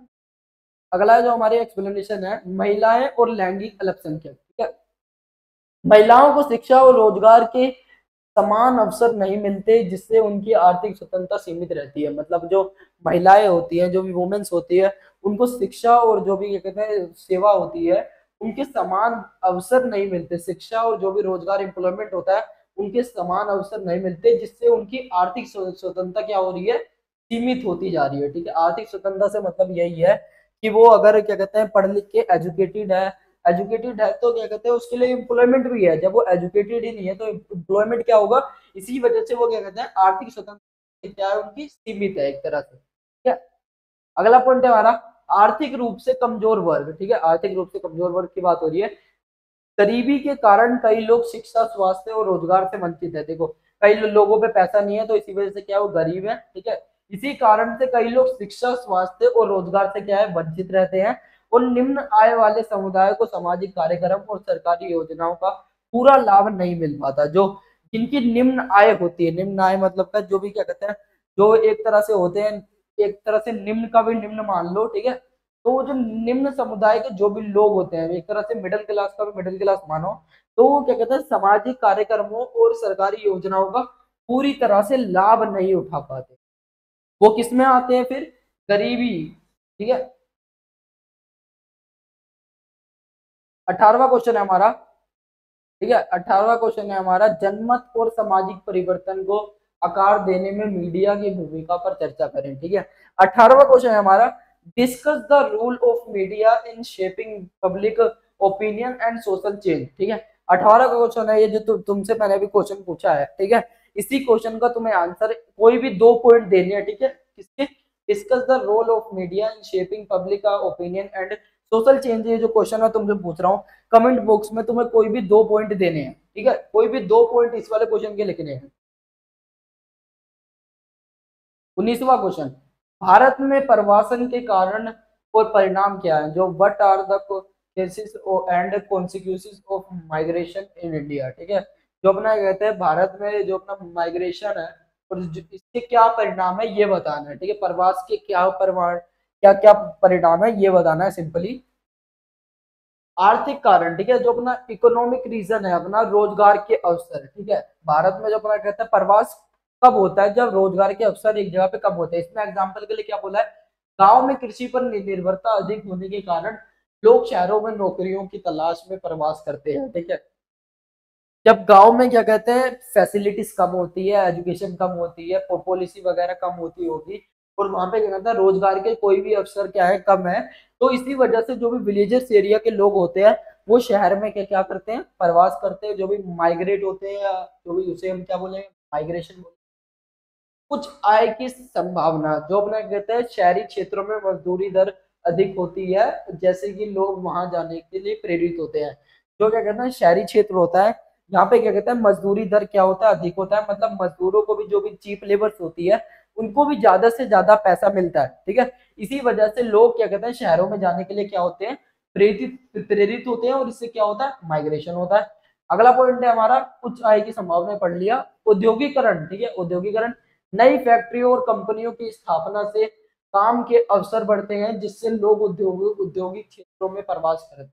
ठीक है, जब नई फैक्ट्रियां लगती हैं तो नई फैक्ट्रियां या कंपनियां जो भी लगती है उससे क्या होता है अवसर बढ़ते हैं। ठीक है, कोई भी नई कंपनी खुलेगी तो उसके अंदर उसको उस कंपनी के अंदर क्या कहते हैं एम्प्लॉइज की जरूरत होगी, तो एक तरह से वहां पे रोजगार का अवसर है, जिससे लोग औद्योगिक क्षेत्रों में प्रवास करते हैं, वहां पे माइग्रेट होते हैं। ठीक है, ये हो गया हमारा पॉइंट। सामाजिक कारण, ठीक है, सामाजिक कारण देते हैं, सोशल रीजन देखते हैं। शिक्षा और स्वास्थ्य सुविधाएं, इसकी वजह से लोग भी क्या कहते हैं माइग्रेट करते हैं। अच्छे स्कूल, कॉलेज और अस्पतालों की तलाश में लोग गांव से शहर आते हैं। अच्छे स्कूल, कॉलेज मतलब कि कोई भी फैसिलिटीज होती है शिक्षा से रिलेटेड हो गई, हेल्थ सिस्टम से हो गई रिलेटेड। ठीक है, तो इसी वजह से लोग क्या होते हैं गाँव से शहर आते हैं, क्योंकि गाँव में आजकल क्या कहते हैं इतनी सुख सुविधा नहीं है जितनी शहर में है। ठीक है, सिंपली तुम सबको भी पता होगा। शादी और परिवार, विवाह खासकर महिलाओं का विवाह के बाद पति के घर जाना एक प्रमुख प्रवासन होता है। मतलब कि सिंपली ये बोल रहा है जब एक क्या कहता है महिला का विवाह होते है मैरिज होता है तो उसके बाद क्या कहते हैं उसका क्या कहते हैं प्रवासन होता है कहाँ पे, उसके पति के घर पे। ठीक है, ये भी एक तरह से माइग्रेशन में आ जाएगा। जातिगत और सांप्रदायिकता भेदभाव, ठीक है, कई बार लोग सामाजिक भेदभाव या उत्पीड़न से बचने के लिए दूसरे स्थान पर चले जाते हैं। मतलब कि समझ लो कि एक जगह है जहाँ पे क्या कहते हैं उस बंदे के साथ सामाजिक भेदभाव किया जाता है, असमानता करी जाती है, तो वो उस जगह से बचने के लिए कहाँ जाएगा, किसी दूसरी जगह पे जाएगा। ये भी एक तरह से क्या हो जाएगा माइग्रेशन का कारण हो जाएगा। ठीक है, तीसरा पॉइंट है हमारा पर्यावरणीय कारण। ठीक है, जो अपना कहते हैं इन्वायरमेंटल रीजन जो हमारा होगा, सूखा, बाढ़ और जलवायु परिवर्तन में प्राकृतिक आपदाएं जैसे बाढ़, सूखा, भूकंप, जलवायु परिवर्तन प्रवासन को प्रभावित करते हैं। मतलब कि जब भी कहीं पे सूखा पड़ेगा, अकाल पड़ेगा, बाढ़ आएगी, भूकंप आएगा, तो ये किस में आ जाएगा, इन्वायरमेंटल रीजन में आ जाएगा, प्राकृतिक जो भी रीजन होता है उसमें आ जाएगा। इसकी वजह से भी लोग क्या होते हैं, माइग्रेट होते हैं। ठीक है। भूमि की उर्वरता में कमी, कृषि योग्य भूमि की गुणवत्ता को घटने पर किसान बेहतर विकल्प की तलाश में पलायन करते हैं। जब क्या कहते हैं, किसी किसान की भूमि में जो भी क्या कहते हैं, मिट्टी में क्या कहते हैं, उर्वरता की कमी हो जाएगी, तो अब वो क्या कहते हैं, एक जगह से दूसरी जगह किसकी तलाश में जाएगा, भूमि की तलाश में जाएगा। ये भी एक तरह से क्या हो जाएगा, पलायन हो जाएगा, माइग्रेशन हो जाएगा। क्वेश्चन हमारा खत्म हो गया। 19वां 20वें क्वेश्चन पे चलते हैं, जो कि हमारा लास्ट क्वेश्चन है।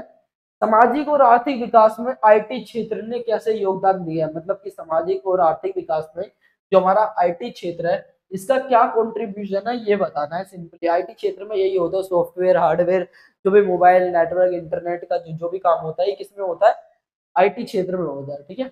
इसमें जो अपना पहला पॉइंट हो गया कि रोजगार के अवसरों में वृद्धि हुई है, किसकी वजह से, आईटी क्षेत्र से हुई है। भारत में आईटी उद्योग प्रत्यक्ष और अप्रत्यक्ष रूप से लाखों लोगों को रोजगार देता है। मतलब कि जो अपना आईटी उद्योग है, ठीक है, इससे क्या हो रहा है, लोग घर पे भी बैठ के काम कर रहे हैं और जहाँ पे कंपनी होती है वहां पे भी काम कर रहे हैं। और नए स्टार्टअप और क्या कहते हैं, फ्रीलांसिंग और क्या कहते हैं, वर्क फ्रॉम होम और क्या कहते हैं, मॉडल को बढ़ावा मिला। जो अपना कहता है आईटी क्षेत्र है, इसकी वजह से क्या कहते हैं, नए स्टार्टअप, जो नए बिजनेस स्टार्ट करने वाले लोग हैं, जो भी अपना क्या कहते हैं, वर्क फ्रॉम होम वाले लोग हैं, इनको क्या कहते हैं, सबसे ज्यादा क्या मिला है, बढ़ावा मिला। किसकी वजह से, आईटी क्षेत्र की वजह से। बीओपी और केपीओ सेक्टर में भी भारी रोजगार उत्पन्न हुआ है। ठीक है। दूसरा दूसरा पॉइंट है हमारा, भारत में जीडीपी में योगदान। ठीक है। जो अपने भारत है, इसमें क्या कहते हैं, सबसे ज्यादा जीडीपी में जो कंट्रीब्यूशन है किसका है, आईटी क्षेत्र का, क्योंकि यहीं पे सबसे ज्यादा लोगों को एम्प्लॉयमेंट मिलता है। आईटी और क्या कहते हैं, आईटीईएस सेक्टर में, आईटीईएस सेक्टर का भारत की जीडीपी में 7.8% है। ठीक है। जो अपना कहते हैं 7.8% कॉन्ट्रीब्यूशन है किसका, आईटी क्षेत्र का, किसमें, भारत की जीडीपी में। ठीक है। निर्यात में कई आईटी सेवाओं का बड़ा हिस्सा है। जो अपना कहते हैं निर्यात में, एक्सपोर्ट में क्या कहते हैं, एक्सपोर्ट या इंपोर्ट में क्या कहते हैं, आईटी क्षेत्र का एक बड़ा हिस्सा है, जिससे भारत को विदेशी मुद्रा मिलती है। जिससे भारत को क्या मिलती है, विदेशी मुद्रा मिलती है। विदेशी मुद्रा का मिलने का कारण है भारत की जीडीपी ग्रोथ करेगी। प्रमुख आईटी कंपनियां जैसे टीसीएस और जो अपना क्या कहते हैं, एचसीएल हो गया, जो अपना कहते हैं टीच महिंद्रा हो गया, और जो अपना कहते हैं वैश्वीकरण स्तर पर भारतीय अर्थव्यवस्था को मजबूती प्रदान करती है। मतलब जो भी ये आईटी कंपनियां हैं, ये ग्लोबलाइजेशन के लेवल पे भारतीय अर्थव्यवस्था को क्या क्या करती है, ये मजबूत करती है। अगला पॉइंट है हमारे इस वाले क्वेश्चन का, लास्ट पॉइंट है कि स्टार्टअप और उद्यमशीलता को बढ़ावा देना। ठीक, जो अपना स्टार्टअप है, ये जो भी एंटरप्रेन्योरशिप होता है, जो भी स्टार्टअप, जो भी बिजनेस स्टार्ट कर रहा है बंदा, उसको क्या मिलता है, बढ़ावा मिलता है। किसकी वजह से, आईटी क्षेत्र की वजह से। देखो एग्जाम्पल के लिए, जो अपने कहता है अमेजोन हो गया, फ्लिपकार्ट हो गया, जो भी अपना डिजिटल भुगतान होता है, किसकी वजह से आया है, ये आईटी क्षेत्र की वजह से हुआ है। जो पेटीएम, फोन पे का आज के समय में जो भी सिस्टम हुआ है, किसकी वजह से हुआ है, आईटी क्षेत्र की वजह से हुआ है। और भारत सरकार की जो अपने कहते हैं स्टार्टअप इंडिया और डिजिटल इंडिया पहल ने क्या कहते हैं, उद्यमशीलता को बढ़ावा दिया है। जो क्या कहते हैं, भारत की जो दो कंपनियां हैं, स्टार्टअप इंडिया और जो भी डिजिटल इंडिया, दो कंपनियां हैं, इसने क्या कहते हैं, एंटरप्रेन्योरशिप को क्या दिया है, बढ़ावा दिया है। क्या, और अगला पॉइंट है हमारा, लास्ट पॉइंट है, फिनटेक। जो अपना कहते हैं फिनटिच और जो अपना एआई है, जो अपना कहते हैं ब्लॉक चाइना है, जैसी नई तकनीकों से बिजनेस मॉडल बदल रहे हैं। मतलब कि जो अपना कहते हैं फिनटेच हो गया, एआई हो गया, जो अपना कहते हैं ब्लॉक चाइना हो गया, ऐसी कई सारी तकनीकों से, जो भी टेक्नोलॉजी है, इनसे क्या हो रहा है, बिजनेस मॉडल क्या हो रहे हैं भारत के, बदल रहे हैं। इनमें क्या आ रहा है, चेंज आ रहे हैं। ठीक है, कई सारे। बाकी मैं तुमसे मिलता हूँ अगली वीडियो में। जब तक के लिए जानने के लिए जुड़े रहे, बने रहे एसबी क्लासेस के साथ।